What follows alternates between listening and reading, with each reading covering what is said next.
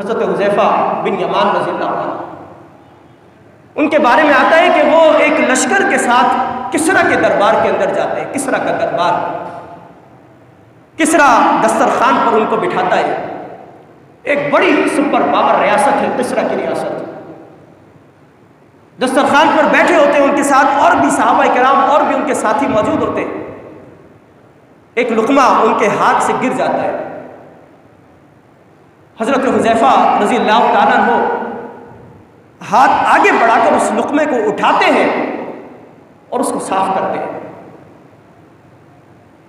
نبی اکرم صلی اللہ علیہ وسلم کا حکم ہے کہ اگر لقمہ گر جائے اور اس کے اوپر کوئی گندگی لگی ہو تو صاف کر کے کھا لیا جائے، اگر زیادہ گندگی ہے تو اس کو پھر ایک طرف رکھ دیا جائے، پھر نہ کھایا جائے۔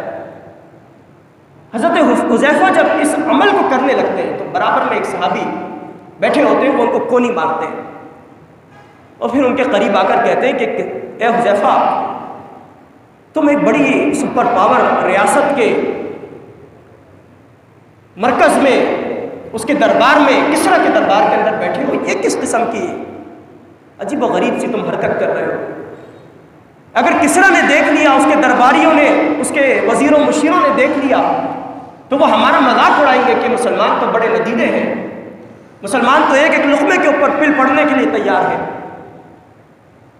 حضرت حذیفہ رضی اللہ تعالیٰ عنہ نے ان صحابی کو کہا کہ کیا تم یہ چاہتے ہو کہ میں ان حماقہ کی وجہ سے، ان بیوقوفوں کی وجہ سے، اس کیسر اور کسریٰ اور اس کے وزیروں اور مشیروں کی وجہ سے رسول اللہ صلی اللہ علیہ وسلم کی سنت کو ترک کر دوں، سنت کو چھوڑ دوں؟